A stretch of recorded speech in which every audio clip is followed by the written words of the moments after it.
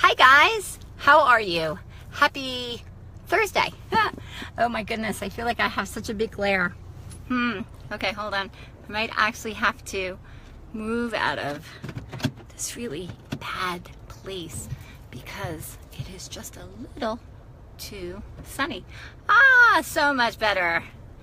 Hi Mama Karen, thank you so much for popping on. I hope you guys are having a fantastic Thursday afternoon. Today's been quite nice. It's been, at least it's not raining. It's been so rainy here in New Jersey, so it's been nice to be able to wear something that's not waterproof. I'm just going to give a few minutes for people to pop on. If you are on, make sure that you say hi. Hi Jen! Thank you so much for popping in. So yes, I hope that you guys had a chance to listen to Nate Johnson. He was on Touch by Prayer on Tuesday. He was amazing. He was absolutely so much fun. It was interesting because we basically kind of prophesied and we kind of felt like God was showing stuff, and it was really a lot of fun. And, this coming Tuesday, I have Kathy Bishel, who is awesome and amazing. Super excited to have her. So she's going to be on. She wrote a book. It's called The Rising Remnant. So I actually have the book and I'm going to try to read it like over this weekend because I definitely, there's something about this remnant that people keep talking about and I really want to expose and talk about and kind of share and get into the meat. So, hey Joni, thanks for popping on. Okay, so it's very funny because, you know, God always gives me songs, right? Okay, so yesterday I was talking to a friend and they were kind of talking how they were struggling and they felt like they were kind of under attack because all this stuff was kind of happening. And so I started to pray, and as I started to pray, I actually heard the MC Hammer song, You Can't Touch This. So it was like, you know, all of a sudden I'm hearing Can't Touch This, boom, boom, boom, boom, you know, and it's like, oh my gosh, this is so funny. Hey Susan. So I was like, okay Lord, what are you trying to say? That you can't touch this, you can't touch this. And I felt like regardless of what this person was going through, regardless of what they were experiencing or what they were seeing, I just felt like that regardless of what was happening, that they really couldn't be touched. That it was like it looked like they were being touched, but they really couldn't be touched. And so I looked up a verse, and guess what? There's a verse. So the verse was 1 Chronicles 16:22. It says, "Do not touch my chosen people, and do not hurt my prophets." So we have to sometimes come back to that. You know, God is very, very protective of his kids. He's very protective of his best friends, the prophets. The prophets is who he tells his secrets to. So we have to be very, very careful when we talk about people. And I think that's what God is trying to kind of bring me to, is that we have to give people more grace sometimes than we feel they deserve, but they deserve it because God gives it to us. And I just really feel like sometimes, especially, it was interesting. We did something yesterday, a bunch of my Facebook friends, we're doing these funky eyebrows, okay? We were painting these eyebrows, and you know, we were just going to town to be Walmart ready. And my daughter was asking, what's so funny? What's so funny? And I shared with her, and she looked at me and she gave me this look and she says, Mom, why are you making fun of people who shop at Walmart? Why are you making fun of people, period? She said, that's not what I would expect you to do. And it really kind of pulled me back.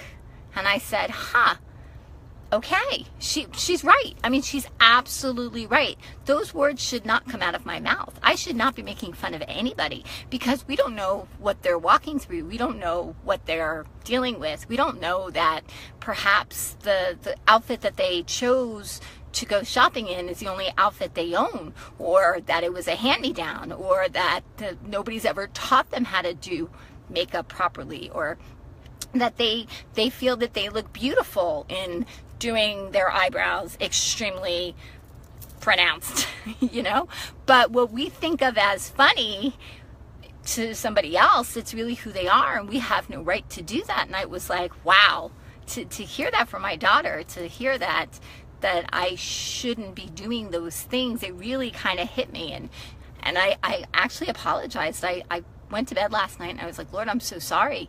We were having fun. We weren't trying to, hey Bert, we weren't trying to do anything mean. We weren't doing it in front of people, but it still was being said about people, or it was being said about certain situations. And so I think that sometimes we want to have fun, and I'm not trying to get too serious about it, but I think that there was a check that my daughter gave me that just made me start to realize that the things that I say that I have to be held accountable for, that I actually have a higher accountability because of who I am and because what I speak and what I preach. And I just really felt that it was important to kind of redirect myself today and to kind of put a spin on something that I didn't understand. Hey, Dane. So I just kind of felt like, we have to always put ourselves into a place where we're protecting those who are vulnerable. We're protecting those who can be made fun of. We're protecting those who have been dishonored. I mean, I often think about when the prostitute was brought before Jesus, he didn't say anything. All he said, he says, where are your accusers now? He says, they aren't here. He says, and neither do I accuse. And I feel that there was something so beautiful about that, because she felt like she was she was pulled out, partially dressed. She was made fun of. She was mocked. She was ridiculed. They wanted to kill her.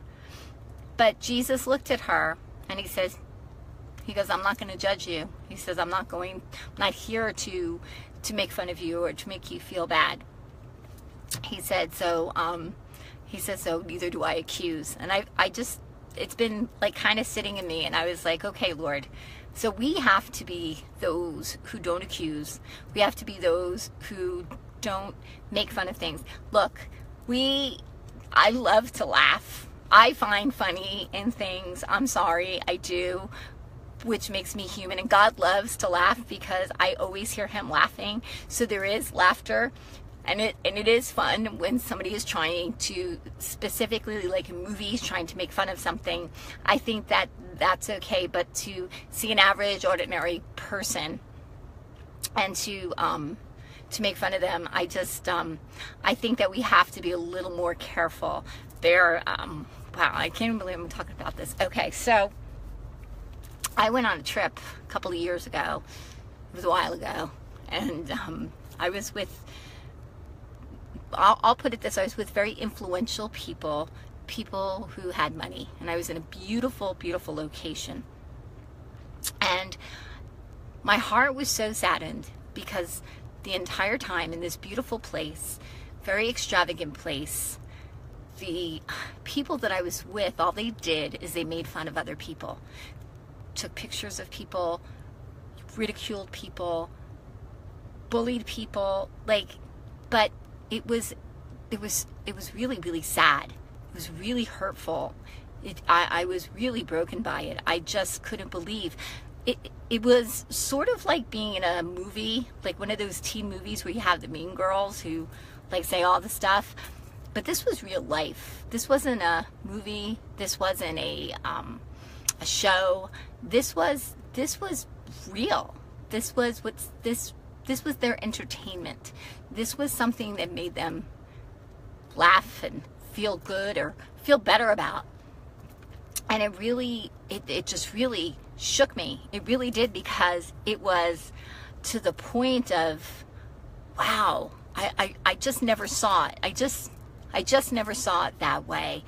And I just think that because God's reminding me, because I forgot about it, but there was a lesson in that. There was a lesson in that never think that you're too big. Don't ever think of yourself as being too big or too pretty or too wealthy or too smart that you put other people down in the process. See, we have to always love. We have to be love and love well. But we also have to protect those who can't protect themselves. So I just kind of felt like this was where God was kind of taking it, because I kind of had a whole other direction, but apparently God made it a little bit more serious because I was kind of sticking with the MC Hammer thing, but he really didn't want to. He wanted to kind of bring it home into a place of just reflecting that we are ambassadors. We are ambassadors of the kingdom. So we always want to represent ourselves well. We always want to represent the kingdom well. And how do we do that? We love well. We protect well. We never condemn. We never judge. We just are always there to be a voice of hope, a voice of love, and a voice of purpose. So I just hope that this has kind of blessed you. I hope this has kind of given you some things to think about, because there is so much stuff that's out there right now. Even there are people who are being ridiculed and made fun of on TV, YouTube, talk shows. If you watch The View, it's really quick that you see it. And people are so turned off by it, because I think that the bullying has come to a level that it kind of has to stop. So I think what we have to do when we go back to that scriptures in First Chronicles, that we need to not to hurt, not to be the ones who cause a hurt onto somebody else. So thank you guys for tuning in. I hope that, like I said, this has blessed you. If this has blessed you, please share it. Also, remember to tune in to Touch by Prayer this coming Tuesday. Kathy Bishop, we're going to talk about the remnant rising. So I thank you guys for stopping in on this Thursday evening at around 5-ish. So thank you guys. Have a great day. Love you. Mwah. Bye-bye.